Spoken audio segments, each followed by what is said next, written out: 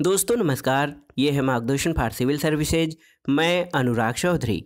दोस्तों आज की वीडियो में प्रस्तुत है जीएस दृष्टि सामान्य विज्ञान के अंतर्गत रसायन विज्ञान के महत्वपूर्ण प्रश्नों का भाग 8, जो आपके आगामी परीक्षाओं के सामान्य ज्ञान और सामान्य अध्ययन के लिए बहुत ही उपयोगी तथा महत्वपूर्ण है। तो आइए शुरू करते हैं आज का वीडियो। दोस्तों आज की वीडियो में सबसे पहले हम उर्वरक के बारे में जानेंगे। उर्वरक यानी फर्टिलाइजर्स किसे कहते हैं। दोस्तों देखिए, पौधों की पोषण आवश्यकताओं की पूर्ति के लिए मिट्टी में डाले गए पोषक तत्वों को उर्वरक कहते हैं। तो आप समझ लीजिए कि उर्वरक या फर्टिलाइजर्स वे पदार्थ हैं जो पौधों की पोषण आवश्यकताओं की पूर्ति के लिए मिट्टी में डाले जाते हैं। इनको अकार्बनिक खाद्य भी कहा जाता है। दोस्तों बहुत ही महत्वपूर्ण है, पौधों की वृद्धि और विकास के लिए उनके पोषक तत्वों की आपूर्ति के लिए जो पदार्थ मिट्टी में डाले जाते हैं उनको उर्वरक कहते हैं। उर्वरक अकार्बनिक खाद्य होते हैं और दोस्तों उर्वरकों में मुख्य रूप से नाइट्रोजनी उर्वरक, फास्फेटी उर्वरक और पोटेशियम उर्वरक होते हैं। तो 3 प्रकार के उर्वरक हैं, नाइट्रोजनी, फास्फेटी और पोटेशियम। आइए जानते हैं दोस्तों उर्वरक और खाद में क्या अंतर होता है। बहुत ही महत्वपूर्ण है, आप हमेशा सुनते हैं उर्वरक और खाद के बारे में। तो सबसे पहले जानते हैं उर्वरक और खाद में अंतर क्या है। देखिए दोस्तों, उर्वरक एक अकार्बनिक लवण है, बहुत ही महत्वपूर्ण है। उर्वरक जो है पौधों की आवश्यकताओं या पोषण आवश्यकताओं की पूर्ति के लिए एक अकार्बनिक लवण है, जबकि खाद एक प्राकृतिक पदार्थ है जो गोबर, मानव अपशिष्ट और पौधों के अवशेष के विघटन से प्राप्त होता है। दूसरा अंतर ये है कि उर्वरक का जो उत्पादन होता है वो फैक्ट्रियों में होता है, जबकि खाद खेतों में बनाई जाती है। तीसरा अंतर ये है कि उर्वरक से मिट्टी को ह्यूमस प्राप्त नहीं होता है, जबकि खाद से मिट्टी को ह्यूमस प्रचुर मात्रा में प्राप्त होता है। चौथा अंतर उर्वरक और खाद में ये है कि उर्वरक में पादप पोषक जैसे कि नाइट्रोजन, फास्फोरस और पोटेशियम प्रचुरता में होते हैं, जबकि खाद में पादप पोषक तुलनात्मक रूप से कम होते हैं। लेकिन अगर जो संपोषणीय जो पोषण है उसके हिसाब से देखा जाए तो उर्वरक की तुलना में खाद जो हैं अधिक संपोषणीय होते हैं, क्योंकि इनसे मिट्टी की गुणवत्ता और उर्वरता दीर्घकाल तक बनी रहती है। सबसे पहले आइए जानते हैं नाइट्रोजनी उर्वरकों के बारे में। दोस्तों नाइट्रोजनी उर्वरक में अमोनिया युक्त उर्वरक, नाइट्रेट उर्वरक, अमोनिया नाइट्रेट उर्वरक और एमाइड युक्त उर्वरक आते हैं। और भारत में सर्वाधिक उत्पादित होने वाला नाइट्रोजनी उर्वरक यूरिया है। नाइट्रोजनी उर्वरकों में नाइट्रोजन की प्रतिशतता कितनी होती है। देखिए, अमोनियम सल्फेट दोस्तों एक नाइट्रोजनी उर्वरक है, इसमें नाइट्रोजन 21% होता है। अमोनियम क्लोराइड में 25% नाइट्रोजन होता है। अमोनियम नाइट्रेट में नाइट्रोजन की मात्रा 35% होती है। कैल्शियम नाइट्रेट में 17%, सोडियम नाइट्रेट में 16%, कैल्शियम साइनामाइड में 21% नाइट्रोजन होता है और यूरिया जो है दोस्तों इसमें 46 या 46.4% नाइट्रोजन होता है। फास्फेटी उर्वरक, तो प्रमुख फास्फेटी उर्वरक मोनोफास्फेट, डाईफास्फेट, ट्राईफास्फेट और पॉलीफास्फेट उर्वरक होते हैं और इनके स्रोत हड्डी का चूरा, बेसिक स्लैग और चूर्णित राख फास्फेट होता है। तो फास्फेटी उर्वरकों में हड्डी का चूरा, बेसिक स्लैग और चूर्णित राख फास्फेट ये प्रमुख फास्फेटी उर्वरक हैं।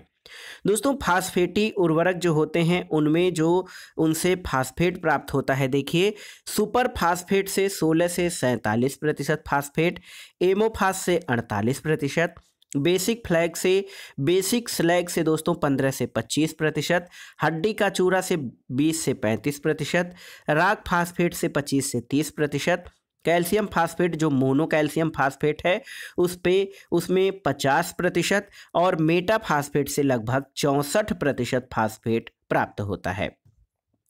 और तीसरे मुख्य जो उर्वरक हैं वो है पोटेशियम उर्वरक। दोस्तों कैनिट और म्यूरिएट ऑफ पोटाश जो है ये मुख्य पोटेशियम उर्वरक होते हैं और इन उर्वरकों की आवश्यकता पौधों को कम पड़ती है। प्यूरिएट ऑफ पोटाश क्या है, तो ये पोटेशियम क्लोराइड का व्यापारिक नाम प्यूरिएट ऑफ पोटाश होता है। दोस्तों, हम विभिन्न पोटेशियम उर्वरकों में पोटास की प्रतिशतता देखें तो पोटेशियम क्लोराइड में 48 से 60% पोटास, पोटेशियम सल्फेट में 48 से 50%, कैनिट में 12 से 16%, पोटेशियम नाइट्रेट में 44%, लकड़ी की राख में 3 से 7% और तंबाकू के डंठल में पोटास की मात्रा 4 से 9% होती है। तो ये था प्रमुख नाइट्रोजनी, पोटेशियम और फास्फेट उर्वरक और विभिन्न उर्वरकों में इन तत्वों के पाए जाने वाली मात्रा को बारे में आपने देखा। अब आइए रसायन विज्ञान के विविध परीक्षोपयोगी तथ्यों के बारे में देख लेते हैं। देखिए दोस्तों, यहाँ पर आप देख सकते हैं कुछ प्रमुख दिवस और तिथियाँ जो विज्ञान के रूप में या वैज्ञानिक दिवसों के रूप में मनाए जाते हैं। देखिए, कुष्ठ निवारण दिवस प्रतिवर्ष 31 जनवरी को मनाया जाता है। विश्व वन दिवस 21 मार्च को। जैव विविधता दिवस आप जानते हैं 22 मई को। पृथ्वी दिवस 22 अप्रैल को मनाया जाता है। दोस्तों, विश्व जल दिवस, तो देखिए विश्व जल दिवस जो है ये 22 मार्च को मनाया जाता है। विश्व मधुमेह दिवस या डायबिटीज डे 14 नवंबर को। 14 नवंबर को अपने यहाँ बाल दिवस भी मनाया जाता है। विश्व अल्पसंख्यक दिवस 18 नवंबर को। विश्व पशु दिवस 3 अक्टूबर को। विश्व तपेदिक या टीबी दिवस 24 मार्च को। अंतर्राष्ट्रीय ओजोन दिवस 16 सितंबर को प्रतिवर्ष मनाया जाता है। और खाद्य दिवस वर्ल्ड फूड डे 16 अक्टूबर को और विश्व तपेदिक दिवस 24 मार्च को मनाया जाता है। तो ये विविध प्रश्नों में प्रमुख तिथि और दिवस थे। आगे अब आ जाइए, देख लेते हैं प्रमुख स्थल और उनसे संबद्ध संस्थान। शिमला, तो दोस्तों केंद्रीय आलू शोध संस्थान शिमला में है। नागपुर में केंद्रीय एगमार्क प्रयोगशाला है। हैदराबाद पहला डायनोसोरियम है। और लखनऊ में दोस्तों नेशनल बोटेनिकल रिसर्च सेंटर है। कलकत्ता में देश का पहला दंत चिकित्सा महाविद्यालय खोला गया था। अगला प्रश्न, स्थल और उनसे संबद्ध संस्थानों को और भी विस्तार में देखते हैं। देखिए, देहरादून में भारतीय सर्वेक्षण विभाग और राष्ट्रीय दृष्टिहीन संस्थान है। कानपुर में Indian institute of sugar technology और इंडियन इंस्टीट्यूट ऑफ पल्सेज यानी दलहन अनुसंधान संस्थान और चीनी अनुसंधान संस्थान कानपुर में है। भोपाल में उच्च रक्षण पशु रोग प्रयोगशाला यानी high security animal disease laboratory, ये भोपाल में है। प्रयागराज में Motilal Nehru national technology of Indian institute है, जिसको शॉर्ट में MNIT कहा जाता है। हैदराबाद में राष्ट्रीय मानसिक विकलांग संस्थान है और आगरा में सेंट्रल लेप्रोसी इंस्टीट्यूट है। लखनऊ में दोस्तों सेंट्रल ड्रग इंस्टीट्यूट है और रोम में FAO यानी फूड एंड एग्रीकल्चर ऑर्गेनाइजेशन है। इसके अलावा देखिए, देहरादून में आपका Indian institute of remote sensing IIRS, तो ये Indian institute of remote sensing और राष्ट्रीय दृष्टिहीन संस्थान ये दोनों देहरादून में हैं। कटक में केंद्रीय चावल शोध संस्थान जो कि उड़ीसा में है। अहमदाबाद में स्पेस एप्लीकेशन सेंटर है। पुणे में या दिल्ली में हमारे इंटर यूनिवर्सिटी एक्सीलरेटर सेंटर है। पुणे में दोस्तों देखिए inter university centre for astronomy and astrophysics, ये पुणे में है। हैदराबाद में नेशनल रिमोट सेंसिंग एजेंसी है। बंगलुरु में इंडियन स्पेस रिसर्च ऑर्गेनाइजेशन यानी इसरो का मुख्यालय बंगलुरु में स्थित है। तिरुवनंतपुरम में VSSC Vikram Sarabhai space research centre है और हासन जो कर्नाटक में है, इसरो की मास्टर कंट्रोल सुविधा हासन में है। और दोस्तों श्रीहरिकोटा यहाँ पर सतीश धवन अंतरिक्ष केंद्र स्थित है। आगे आइए प्रमुख स्थल और उनकी विशेषताओं के बारे में जानते हैं। दोस्तों वाराणसी, तो यहाँ पर केंद्रीय उच्च तिब्बतन अध्ययन संस्थान है। मुंबई में इंदिरा गांधी विकास अनुसंधान संस्थान। बेंगलुरु में राष्ट्रीय मनुस्वास्थ्य एवं तंत्रिका विज्ञान संस्थान। हैदराबाद में केंद्रीय अंग्रेजी तथा विदेशी भाषा संस्थान है। बेंगलुरु में Indian institute of naturopathy and yogic centre है। लखनऊ में केंद्रीय औषधि अनुसंधान संस्थान। कोलकाता में साइंस सिटी। हैदराबाद में हाईटेक सिटी और हैदराबाद में राष्ट्रीय ग्रामीण विकास संस्थान और राष्ट्रीय पोषण संस्थान, ये दोनों स्थित हैं। अब आइए देख लेते हैं कोयले के विभिन्न प्रकार और उनमें कार्बन की प्रतिशतता या मात्रा के आधार पर उनकी गुणवत्ता। दोस्तों देखिए, एंथ्रेसाइट जो कोयला है, एंथ्रासाइट ये सर्वोत्कृष्ट कोयला होता है और इसमें कार्बन की सर्वाधिक मात्रा पाई जाती है। लिग्नाइट ये निकृष्ट कोयला होता है। ग्रेफाइट भारी मशीनों के लिए स्नेहक या लुब्रिकेंट का काम करता है।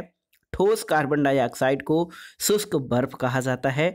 भारी जल क्या है दोस्तों? ड्यूटेरियम ऑक्साइड भारी जल होता है और परमाणु संयंत्रों में मंदक और शीतलक के रूप में इसका प्रयोग किया जाता है। HC उरे इन्होंने भारी जल की खोज की थी। दोस्तों पानी का शुद्धतम रूप कौन सा है? तो ये वर्षा का जल होता है।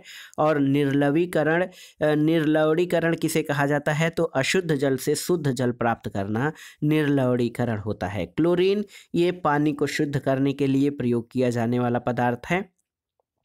उत्क्रम परासरण जिसको RO रिवर्स ऑस्मोसिस कहते हैं, ये समुद्री जल को शुद्ध करने में सहायक होता है।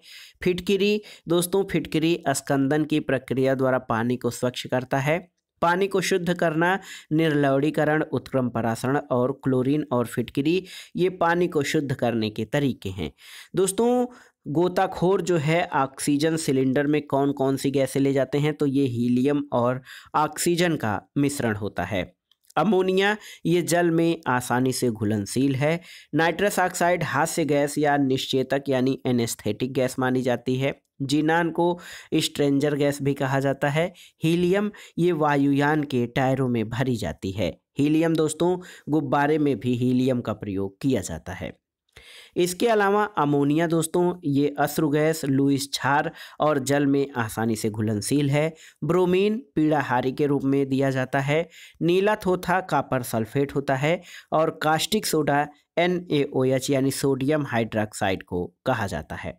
वाशिंग सोडा सोडियम कार्बोनेट यानी Na2CO3 है। एप्सम लवण मैग्नीशियम सल्फेट को कहते हैं। बेकिंग साल्ट NaHCO3 यानी सोडियम बाइकार्बोनेट को कहा जाता है। ब्लीचिंग पाउडर कैल्शियम ऑक्सीक्लोराइड को कहते हैं। दोस्तों सिल्वर ब्रोमाइड, तो ये फोटोग्राफी प्लेट में सिल्वर ब्रोमाइड का प्रयोग किया जाता है। मस्टर्ड गैस दोस्तों ये रासायनिक आयुध है। और मेथेन क्या है? ये छापे खाने की स्याही में जो है बनाने में मेथेन का प्रयोग किया जाता है। इथेफान ये कच्चे फलों को पकाने में प्रयोग किया जाता है। और ऑक्सीजन और एसिटिलीन का मिश्रण गैस वेल्डिंग के लिए प्रयुक्त होता है। एथिल एल्कोहल ये शक्कर के किण्वन से निर्मित होता है। आइए देखते हैं आइसोप्रीन के बारे में। तो ये प्राकृतिक रबर का बहुलक होता है और पेट्रोलियम के भंजक आसवन से प्राप्त होता है। नायलॉन तो ये कृत्रिम बहुलक है दोस्तों। पॉलीथीन एथिलीन का बहुलक होता है। और बुलेट प्रूफ जैकेट जो है इसमें पॉलीकार्बोनेट और थर्मोप्लास्टिक का प्रयोग किया जाता है। लैक्टिक एसिड, देखिए लैक्टिक एसिड दोस्तों ये मांसपेशियों में थकान का अनुभव लैक्टिक एसिड से होता है और ये दूध में पाया जाता है। एसिटिक एसिड सिरका में, साइट्रिक अम्ल नींबू में, ब्यूटेरिक अम्ल दुर्गंध युक्त मक्खन में और कार्बोनिल अम्ल जो है वो शीतल पेय और सोडा वाटर में मिलता है। मैलिक अम्ल सेब में होता है।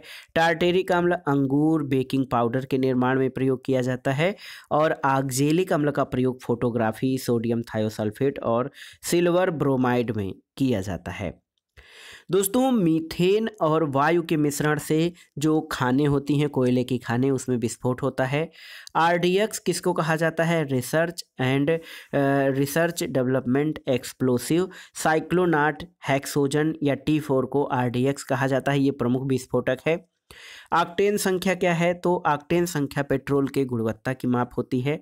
किण्वन बायोगैस संयंत्र में किण्वन की प्रक्रिया होती है जिससे बायोगैस जो है उत्पन्न होता है। ब्यूटेन तो ये LPG यानी द्रवीकृत पेट्रोलियम गैस का मुख्य जो अवयव या घटक है ब्यूटेन होता है। मरकप्टेन क्या है? तो दोस्तों LPG जो है उसकी दुर्गंध या उसके लीकेज का पता लगाने के लिए मिथाइल मरकप्टेन मिलाया जाता है ताकि उसके लीकेज का पता लगाया जा सके। कोल गैस क्या है? तो देखिए मीथेन कार्बन मोनोऑक्साइड और हाइड्रोजन का मिश्रण कोल गैस कहलाता है। वाटर गैस कार्बन मोनोऑक्साइड और हाइड्रोजन, इसको वाटर गैस कहते हैं। CNG, तो ये कंप्रेस्ड नेचुरल गैस जो है ये मीथेन और कार्बन डाइऑक्साइड का मिश्रण होता है। गैसोहाल दोस्तों एथिल एल्कोहल और पेट्रोल को मिक्स करने पर गैसोहाल निर्मित होता है। लेड टेट्रा एथिल क्या है? तो ये कार के इंजन की एंटी नॉकिंग में लेड टेट्रा एथिल का प्रयोग किया जाता है। एथिलीन ग्लाइकॉल ये ऑटोमोबाइल इंजनों में एंटी फ्रीज एजेंट के रूप में मिलाया जाता है। फ्रेयान ये घरेलू प्रशीतकों में प्रयुक्त होता है। एनिमल चारकोल ये कच्ची चीनी को रंग विहीन करने के लिए एनिमल चारकोल का प्रयोग किया जाता है। एस्पिरिन दोस्तों एंटीपायरेटिक है। पोटेशियम ब्रोमाइड ये शांतिकारक औषधि है। एल्यूमिनियम फास्फाइड कीटनाशक है। और देखिए वनस्पति तेल साबुन बनाने में प्रयोग किया जाता है। अपमार्जक या डिटर्जेंट ये शोधन अभिकर्ता होते हैं। और नाइट्रोजन, देखिए नाइट्रोजन गेहूं की उचित हरितमा और उचित विकास के लिए प्रमुख पोषक तत्व है। अमोनियम सल्फेट मृदा में सर्वाधिक अम्ल छोड़ता है। एमाइड ये यूरिया में नाइट्रोजन का रूप है। यूरिया में जो है नाइट्रोजन एमाइड के रूप में मिलती है। कार्बन डाइऑक्साइड दोस्तों कार्बन डाइऑक्साइड का उपयोग यूरिया उर्वरक के उत्पादन में प्रयोग किया जाता है। एलिथ्रीन क्या है? तो ये मच्छर के लिए मच्छर से बचाव के लिए एलिथ्रीन रसायन है जो पायरेथ्रम से प्राप्त होता है। पोटेशियम साइनाइड ये चूहे मारने का जहर है। जिंक फास्फाइड ये रोडेंटिसाइड या कृंतकों के जो है मारने के लिए जिंक फास्फाइड के जहर का प्रयोग किया जाता है। और देखिए एल्यूमिनियम फास्फाइड क्या है? तो दोस्तों एल्यूमिनियम फास्फाइड जो है वो कीटनाशक के रूप में प्रयोग किया जाता है। और क्रुक्स कांच क्या है? तो परावैंगनी कीड़ों के अवशोषण की क्षमता क्रुक्स कांच में होती है। जिंक ऑक्साइड को यशद पुष्प या पारे का फूल भी कहा जाता है। तो याद रखिएगा जिंक ऑक्साइड यशद पुष्प कहलाता है। तो दोस्तों ये था आज का वीडियो। जीएस दृष्टि सामान्य विज्ञान के अंतर्गत हमने रसायन विज्ञान के संपूर्ण रसायन विज्ञान को 8 भागों में कवर किया है। इस तरह से फिजिक्स और रसायन विज्ञान हमने कवर कर लिया है। अब आगे हम जीएस दृष्टि जीव विज्ञान को देखेंगे। चूँकि जीव विज्ञान सामान्य अध्ययन के अंतर्गत सर्वाधिक महत्वपूर्ण पार्ट है, इसलिए आप जीव विज्ञान को बहुत अच्छे से तैयार करिएगा। वीडियो आपको कैसा लगा हमें कमेंट बॉक्स में ज़रूर बताइएगा। वीडियो को लाइक करें, शेयर करें और इस चैनल मार्गदर्शन फॉर सिविल सर्विसेज को सब्सक्राइब करें। वीडियो देखने के लिए धन्यवाद दोस्तों। नमस्कार।